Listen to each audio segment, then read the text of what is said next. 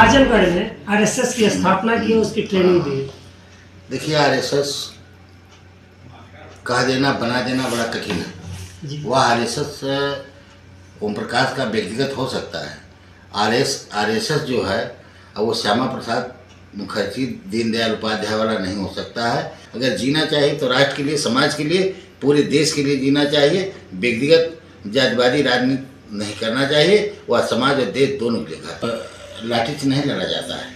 जो कुछ भी समाज लड़ा है कलम और दिमाग से लड़ा है। सुहलदेव सेना का जिसको कमांडर बनाते हैं या उन नौजवानों को उनको न चुनाव लड़वाने का अवसर देते हैं, न जिला पंचायत लड़वाएंगे, न प्रधान लड़वाएंगे, न विधानसभा लड़ाएंगे, न मंत्री आप सिर्फ नमस्कार दोस्तों, आप देख रहे हैं यूपी 80 न्यूज और मैं हूं बलीराम सिंह। दोस्तों, इस समय हमारे साथ हैं आजमगढ़ के रहने वाले भारतीय जनता पार्टी के एमएलसी रामसूरत राजभर जी। हमारे साथ भाजपा के सहयोगी भारत समाज दल के राष्ट्रीय अध्यक्ष नारायण राजभर जी भी हैं। हम आपसे जानेंगे रामसूरत राजभर जी से कि आपके साथी, आपके सहयोगी उत्तर प्रदेश के कैबिनेट मंत्री ओम प्रकाश राजभर जी ने आरएसएस की स्थापना की है, राष्ट्रीय सुहलदेव सेना की। इस पर हम जाने, उन्होंने इसकी ट्रेनिंग भी आजमगढ़ में दी है। एमएलसी साहब, आपका बहुत बहुत स्वागत है। आपके सहयोगी ने आजमगढ़ में आरएसएस की स्थापना की, उसकी ट्रेनिंग दी है। देखिए, आरएसएस कह देना बना देना बड़ा कठिन है। वह आरएसएस ओम प्रकाश का व्यक्तिगत हो सकता है।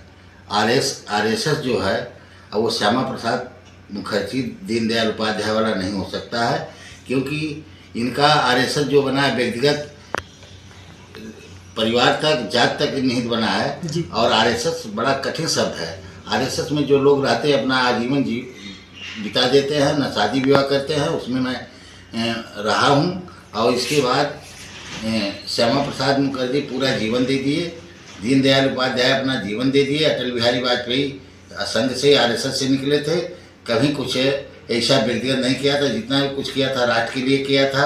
उसी से निकले कल्याण सिंह थे, उसी से निकले आपके मोदी जी हैं। मतलब जितने लोग आरएसएस बना उसी देना, से निकले आप भी हैं ना, हमने बना देना आरएसएस व्यक्तिगत। हम भी कुछ बना सकते हैं अपने लिए, लेकिन हम ऐसी भावना नहीं रखते, ना इस तरह जीना चाहते हैं। अगर जीना चाहिए तो राष्ट्र के लिए, समाज के लिए, पूरे देश के लिए जीना चाहिए। व्यक्तिगत जातिवादी राजनीति नहीं करना चाहिए। वह समाज और देश दोनों के लिए घातक है। लेकिन ओम प्रकाश राजभर जी कहते हैं कि ये असामाजिक तत्वों से हमारी आरएसएस लड़ेगी। ऐसा है, लड़ने की लाठी से नहीं लड़ा जाता है।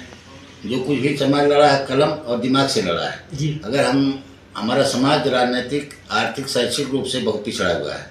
जब तक हमारे अंदर चेतना नहीं होगी, शिक्षा नहीं होगी, आर्थिक मजबूती नहीं होगी, राजनीतिक पकड़ नहीं होगी, ठीक है, हम राजनीति में उल्लू सीधा कर सकते हैं, अपने लिए व्यक्तिगत कुछ कर सकते हैं, लेकिन समाज को कुछ नहीं दे सकते हैं। इसलिए मुख्य धारा से जुड़ना चाहिए।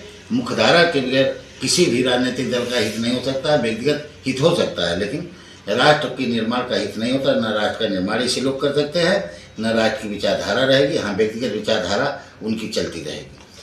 भाजपा के सहयोगी नारायण राजभर जी से भी जानेंगे कि आपके पुराने साथी रहे ओम प्रकाश राजभर जी ने आरएसएस बनाया है, ये सपा को कितना नुकसान पहुंचाएगी और आपकी पार्टी का कितना विकास करेगी, एनडीए का कितना लाभ मिलेगा इससे? देखिए, आज जो आजमगढ़ जनपद में उन्होंने राष्ट्रीय सुहलदेव सेना का जो ट्रेनिंग सेंटर जो बनाया, प्रशिक्षण शिविर चलाया जो है, ये कोई नई बात नहीं।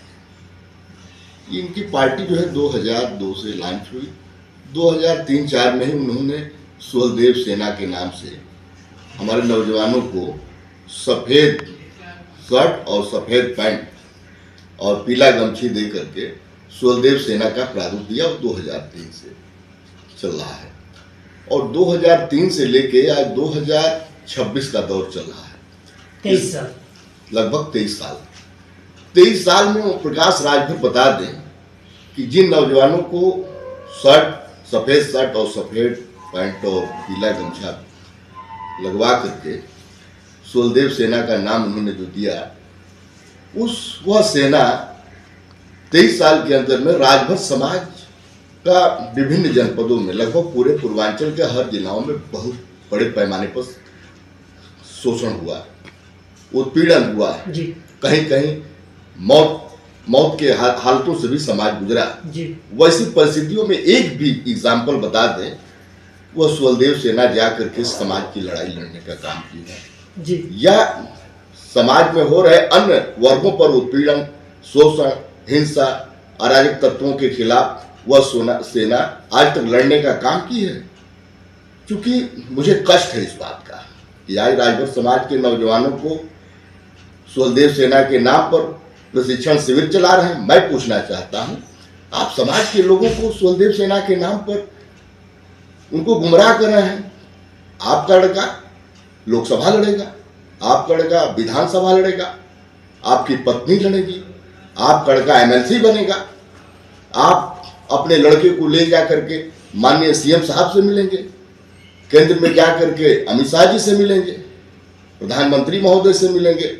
लेकिन उनका कहना है कि समाज को जागरूक कर नहीं, उस परिस्थिति में उन सुहलदेव सेना का जिसको कमांडर बनाते हैं या उन नौजवानों को उनको न चुनाव लड़वाने का अवसर देते हैं, न जिला पंचायत लड़वाएंगे, न प्रधान लड़वाएंगे, न विधानसभा लड़ाएंगे, न मंत्री आप सिर्फ समाज को गुमराह करने का काम कर रहे हैं। आपका उद्देश्य समाज, क्योंकि आज देखिए पहले भी मिनिस्टर हैं कैबिनेट में, क्योंकि पिछड़ा वर्ग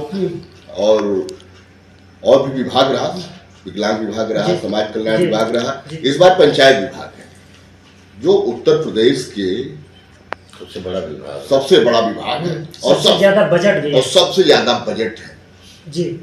यही ओम प्रकाश राजभर लोकसभा चुनाव 2024 के समय इन्होंने भारतीय जनता पार्टी में मिनिस्टर बनाए गए और यही गाजीपुर, बलिया, आजमगढ़, मऊ की धरती पर जब लोकसभा में प्रचार करने जाते थे और हेलीकॉप्टर से उतरते थे और समाज के बीच भाषण देते थे कि समाज के लोगों सबसे बड़ा बजट का मालिक बना हूं उत्तर प्रदेश में। कहा जाता था 20,000 करोड़, 32,000 करोड़ कहते थे। अच्छा, कहते थे 32,000 करोड़ का बजट है।